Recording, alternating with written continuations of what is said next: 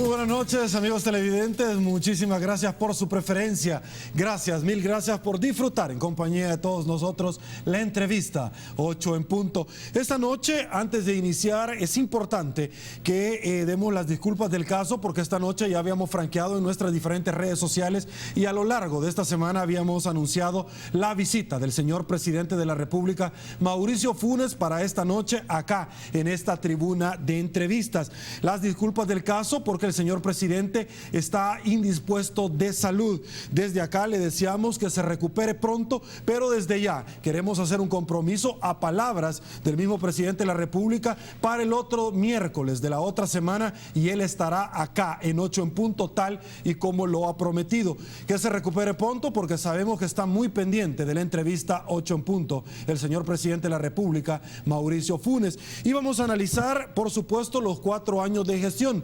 Dentro de estos íbamos a ponderar el rubro de seguridad, y ciertamente esta noche vamos a estar haciendo un balance del futuro, no solamente de la tregua de las pandillas. Vamos a conocer las causales de la renuncia del viceministro de Justicia hasta este día, que por supuesto todos nosotros los conocimos por las redes sociales, las diferentes redes sociales de Canal 33, 8 en punto, y medio de información como lo es Teleprensa. Estados Unidos anuncia también sanciones contra 6 miembros de la Mara Salvatrucha. Para conversar sobre este tema, con mucho gusto le damos la bienvenida al ingeniero Ricardo Perdomo, ministro de Justicia y Seguridad. Ministro, muy buenas noches a 8 en punto. Gracias por acompañarnos. Muchísimas gracias. Muchísimas gracias a usted, y a usted, por supuesto, también por permitirnos ingresar a la comodidad de su hogar. Importante saludar a Banco Agrícola porque hace posible este primer segmento. Y bueno, arrancamos esta entrevista con el tema que ciertamente este día ha causado muchísima sensación entre el pueblo salvadoreño, ministro, y es la renuncia de Douglas Moreno como viceministro de Justicia, y conocer puntualmente, a sus palabras, cuáles han sido las causales que en algún momento llevaron a él a interponer la renuncia. Bueno, efectivamente, este día, en horas de mediodía, el señor viceministro me manifestó que pondría su renuncia eminentemente por razones personales que yo conocí y comprendí perfectamente la motivación que él tenía. Con él hemos estado trabajando muy bien y por consiguiente esto no es una destitución, esto no es algo que tenga que ver con los hechos que han ocurrido en esta semana. De inmediato me comuniqué con el señor presidente y le dije que había presentado la renuncia, y le expliqué al señor presidente las razones personales que él me manifestó. El presidente lo comprendió, lo entendió muy bien, y le dije pues que se aceptaba la renuncia, y lógicamente el presidente tomará sus días para tomar una decisión para el reemplazo, y lógicamente que lo discutiremos con el señor presidente para seguir con los programas que estaba manejando Douglas Moreno, especialmente los programas relacionados con el ámbito de la prevención. Pero afortunadamente el licenciado Moreno había armado un equipo muy competente que le va a seguir dando la continuidad a todos los proyectos, lógicamente de momento bajo la dirección directa mía. Está relacionado, ministro, esta renuncia, como usted lo ha señalado, con los permisos de libertad para que pudieran haber 12 privados de su libertad, haber llegado a un canal de televisión y en algún momento haber, estos 2 líderes de pandilla, haber conversado en algún momento en este canal de televisión. Le hago esta pregunta porque al licenciado Douglas Moreno se le había ponderado de hace muy poco, a palabras del exministro de Justicia, David Munguía Payés, acá, también para poderlo suceder en el cargo. Entonces de pronto vemos nosotros causalmente que no solamente el licenciado Rauda dimite, si se le quiere llamar así, sino que él posteriormente también por razones personales que ya se veía la posibilidad concreta que también pudiera dar un paso a un costado. ¿Está relacionado a esto? No, fíjese que absolutamente. Y yo creo que es importante aclararle a los amigos que nos escuchan que la razón de la salida del licenciado Rauda, con quien veníamos trabajando muy bien. El primer día que yo llego a mi despacho a tomar posesión del cargo, yo tuve una reunión con el viceministro, con el director de penales y con el subdirector de penales. En ese momento yo di los primeros lineamientos y la primera instrucción que dije es: miren, la tregua es algo positivo, es un hecho social entre privados que no está siendo dentro de la política del gobierno, sino que es un hecho positivo, que el exministro Munguía Payés tiene el mérito de haber apoyado a los mediadores, a los facilitadores, para que ellos lograran un entendimiento entre las pandillas más grandes del país. Yo creo que eso es un hecho aplaudible, que le dio un gran beneficio al país, reduciendo más de un 50% los homicidios. Pero esa no es parte de una política de Estado. Entonces yo doy como un primer lineamiento, y es que prohíbo las exposiciones masivas en los medios de los privados en libertad. ¿Por qué razón? Porque va en contra de toda la estrategia que quiero echar a andar sobre la pacificación. O sea, no podemos nosotros estar exhibiendo el liderazgo o los mensajes de aquellos que han cometido actos criminales, cuando lo que nosotros queremos es potenciar a la gente honrada, a la gente trabajadora, a las víctimas, a la sociedad que nosotros debemos de defender. Por esa razón les digo, queda terminantemente prohibido toda exposición mediática, toda actividad de esa naturaleza, respetando que todas las actividades religiosas, culturales que se realizan dentro de los penales, cumpliendo con las leyes penitenciarias, eso sigue normalmente. O sea, nosotros en ningún momento vamos a hacer cosas que quieran dañar o afectar el trabajo de la tregua. Lo que yo tengo nada más que hacer es que se cumplan las leyes penitenciarias y hacer cosas que vayan en función del proceso de pacificación. Doy la orden precisa. En ese momento no se me dice absolutamente nada que había un evento en la noche, y por consiguiente, cuando el evento ocurre, inmediatamente yo tengo que tomar una sanción disciplinaria. O sea, yo a un director, a un subdirector, a un subalterno, le doy una orden precisa de su estricto cumplimiento. Esa es la razón fundamental por la cual se destituye al licenciado Nelson Rauda. En ningún momento ahí se planteó, mire, es que el viceministro sabía o no sabía. No, ¿verdad?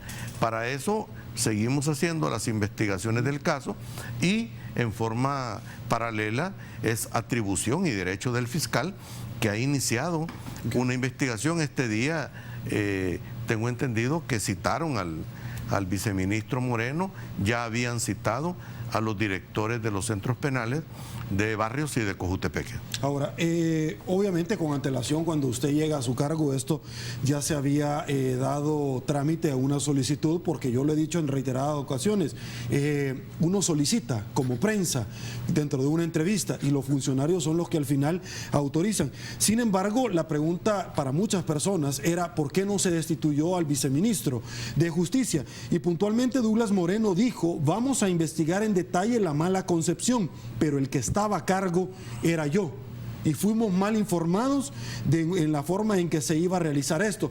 Este día, le comento rápidamente, ministro, tuve la oportunidad de conversar con el licenciado Rodolfo Garay Pineda, quien en su momento se desempeñó como director de centros penales, y él me advertía varias cosas. Mire, Sergio, primero hay constitutivo de delito penal que en algún momento puede la Fiscalía investigar, claro que sí, pero actos arbitrarios, pero además de esa situación, el viceministro se tiene que ir. Esto fue en horas de la mañana. ¿Por qué no se procedió también a sancionarlo? Porque él públicamente dijo esto, ministro.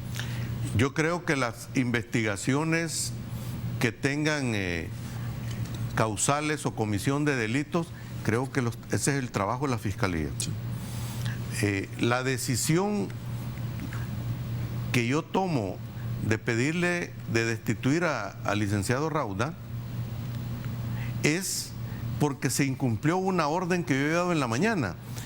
Supongamos que esto se hubiera aceptado días antes, ese ya es un problema de investigación de la Fiscalía.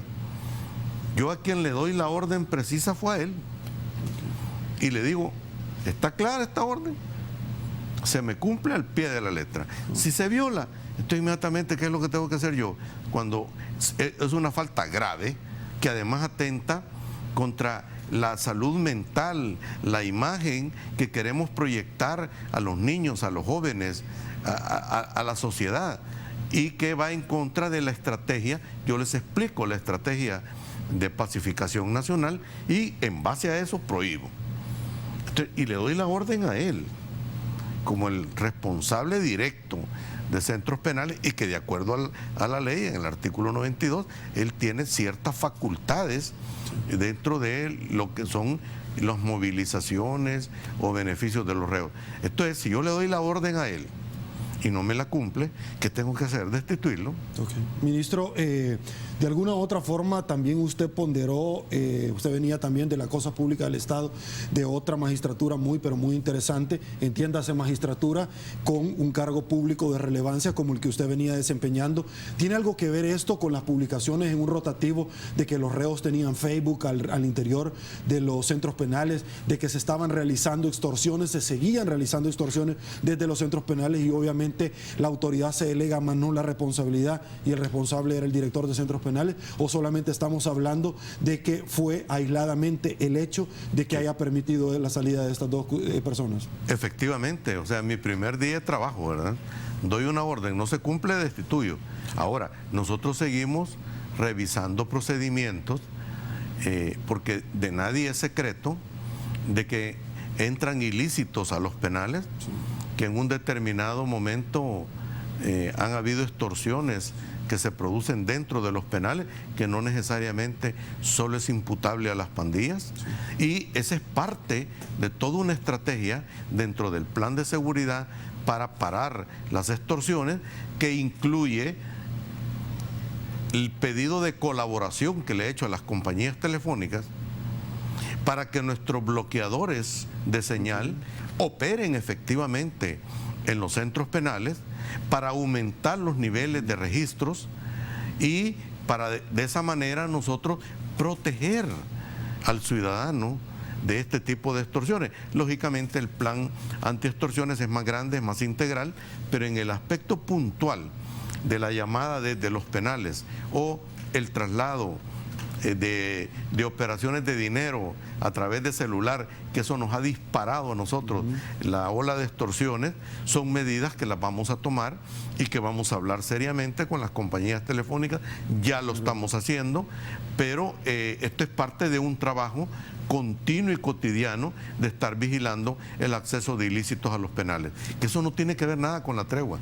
Yo voy a hacer que se cumpla la ley penitenciaria y no pretendo, y quiero dejar muy claro, venir a afectar o dañar el trabajo positivo de los mediadores que han permitido ese resultado. Ok, ministro, vamos, amigos televidentes, pausa comercial, regresamos con más. Estamos de regreso, muchísimas gracias por su preferencia. Seguimos conversando con el ingeniero Perdomo, el ministro de Justicia y Seguridad.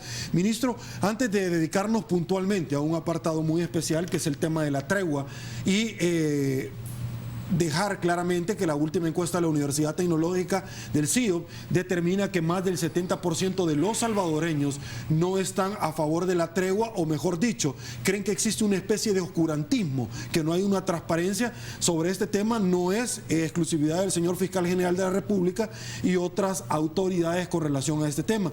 Sin embargo, antes de dejar este tema, una información que se ha vertido es que el cuñado del exdirector de centros penales, Nelson Rauda, podría salir en los próximos días. Y es que el Consejo Criminológico, 5 de sus miembros, según información que tenemos, empleados todos de centros penales, para ser beneficiados con la libertad condicional anticipada, lo que supondría en algún momento dejar la cárcel en un tema, en una velocidad obviamente que la ley no la franquea como tal, perdón, vulnerando el principio de progresividad consagrado en la ley. ¿Cómo está este momento? Si está usted empapado, ha pedido informe, y en algún momento si esto es conforme a la ley.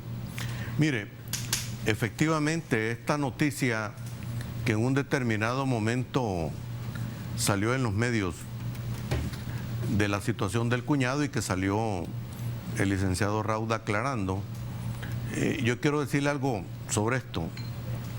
Las actuaciones de las autoridades de centros penales que violen la ley, que violen las disposiciones, nosotros vamos a tomar medidas administrativas internas y la Fiscalía tiene toda la colaboración de nosotros para realizar las investigaciones, para establecer comisiones de delito. Entonces, en este caso, nosotros vamos a ver las investigaciones administrativas que tienen un límite, ¿no? Para que, si la Fiscalía lo estima pertinente, tiene toda la colaboración para ver si hay algún ilícito que se cometa con relación a este o cualquier otro caso. Por ejemplo, en el caso de este muchacho que mataron de una golpiza en Apanteos, nosotros procedimos con una investigación administrativa, lo suspendí. Al terminar la investigación administrativa, si amerita, lo destituyo, pero inmediatamente le notificamos a la Fiscalía para que ellos hagan una investigación sobre alguna comisión de delito. Ok, antes de ingresar puntualmente al tema de las maras, sabemos de la tregua, sabemos que usted casualmente se reunió en algún evento con el señor fiscal general de la República y que también en sus últimas actividades que ha tenido muy activamente también lo ha hecho en algún modo con empresarios de nuestro país. ¿Qué tópicos, qué temas en algún momento se han desarrollado en estas dos reuniones? Bueno, en el caso del señor fiscal, hemos venido conversando desde mi cargo anterior para tomar medidas operativas en contra del crimen organizado y especialmente tenemos programada una reunión que en su momento queremos conversar con las compañías telefónicas, tanto la Fiscalía como el Ministerio de Justicia, para pedirles toda la colaboración y tratar de combatir estas distorsiones que hay en el mercado de las comunicaciones.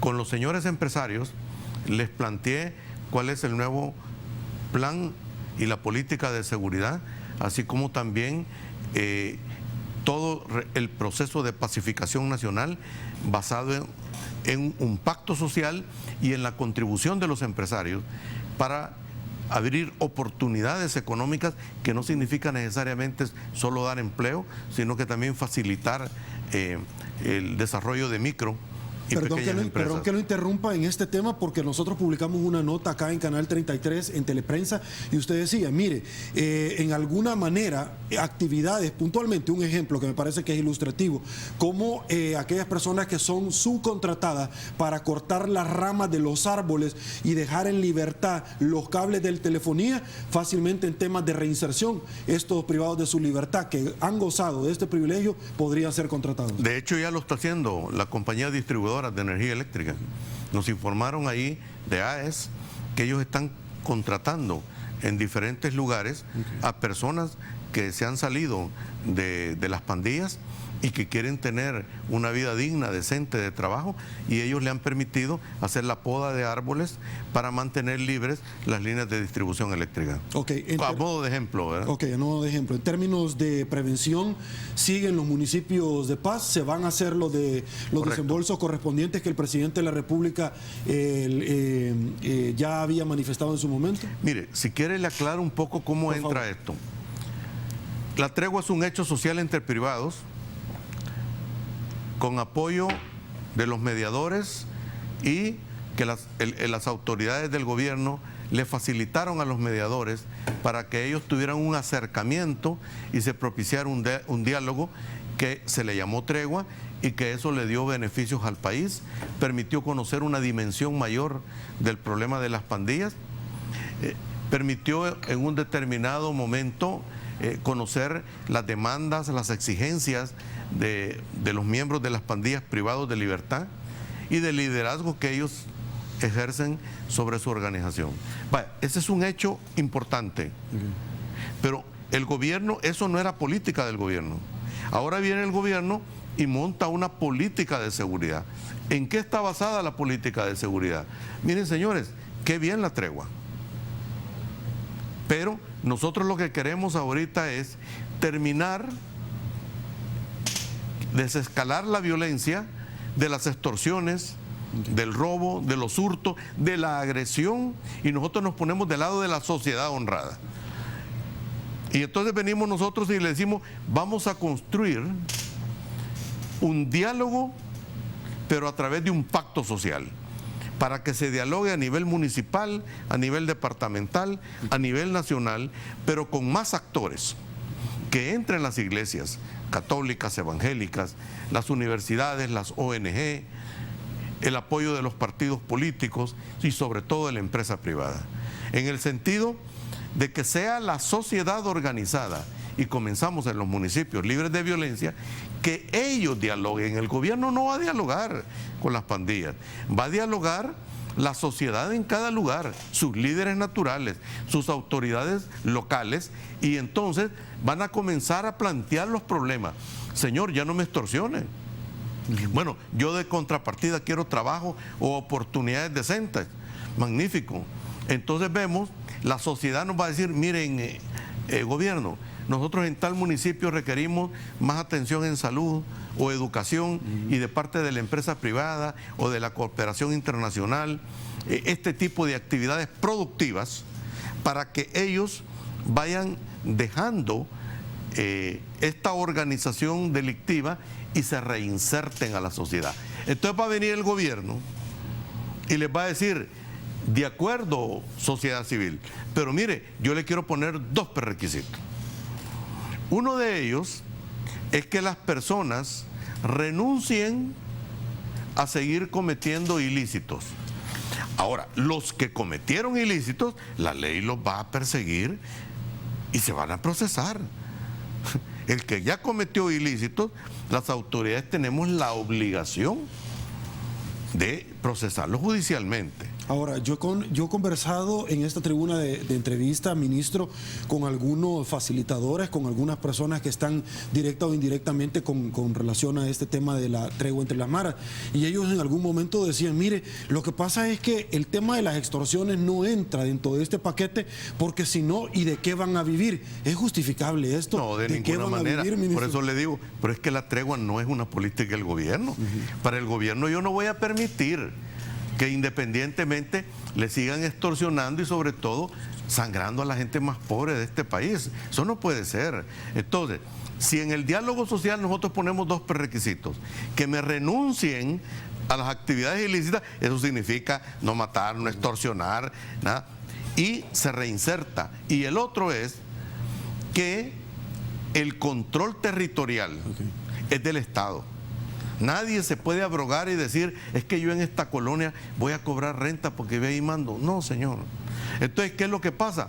Que la tregua es algo bueno, pero que era incompleto e imperfecto, porque era algo solo entre dos bandos, entre un sector de la población, no con el resto de la sociedad, ni era política y gobierno. Ahora, nosotros retomamos esto y les decimos que bueno, y no vamos a hacer nada para afectar esa tregua. Qué bueno que hayan hablado, que se hayan puesto de acuerdo, pero nosotros ahora entramos dentro de un pacto social a exigir respuestas.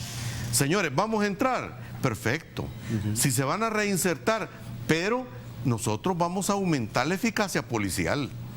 Y esta eficacia policial vamos a orientarla en dos aspectos muy importantes. Toda una acción contra las extorsiones, donde va a tener mucho de inteligencia policial. ¿Grupo antiextorsión? El grupo de antiextorsión, el apoyo de las compañías telefónicas para parar los mecanismos de comunicación ilegal que está sirviendo para las extorsiones, y por el otro lado, una medida muy fuerte a nivel del combate a la narcoactividad y al crimen organizado. ¿Por qué? Porque en un determinado momento la narcoactividad ha utilizado a la pandilla para darle la seguridad a los movimientos de droga, y en un determinado momento le han dejado droga para hacer lo que le llaman el narcomenudeo, que es una modalidad ilícita de ingresos para la pandilla. Y a eso se va el tráfico de armas, el lavado de dinero, y eso es un daño terrible a nuestro país, a nuestras estructuras democráticas. Nosotros tenemos que salir a preservar la institucionalidad democrática. Por eso es que vamos a abrir varios frentes de acción policial para todo aquel que viole la ley.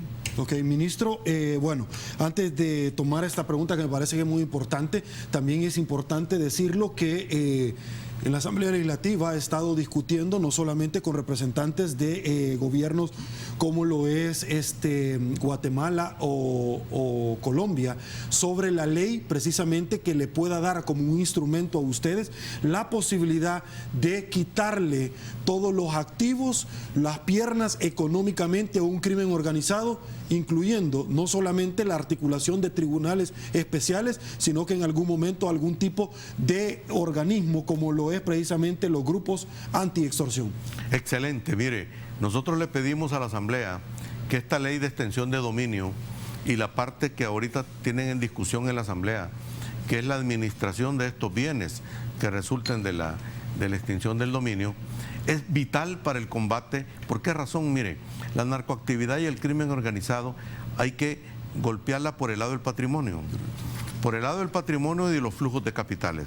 Por eso es que en la policía vamos a volver a montar una subdirección de finanzas que va a estar encargada fundamentalmente al lavado de dinero, a las operaciones ilícitas dentro del mercado financiero, y ya existe una unidad de apoyo dentro del Ministerio de Hacienda que permite en un determinado momento ver aspectos de evasión fiscal, aspectos eminentemente patrimoniales ilícitos que nos permiten perseguir esta acumulación ilegal de bienes y de patrimonio.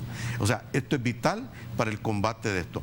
Por el otro lado, vamos a tomar medidas muy enérgicas en el lado de las fronteras. ¿Por qué? Porque todos conocemos muy bien, y sobre todo los que estamos en el lado de la inteligencia, cómo se mueve la droga y entra y sale por las fronteras. Entonces creo que tomar medidas muy drásticas, pero muy eficaces. Bueno, fronteras y puntos ciegos que también son importantes y que sé que ustedes ya tienen identificados. Una nueva pausa comercial rápidamente y volvemos con mucho más en 8 en punto.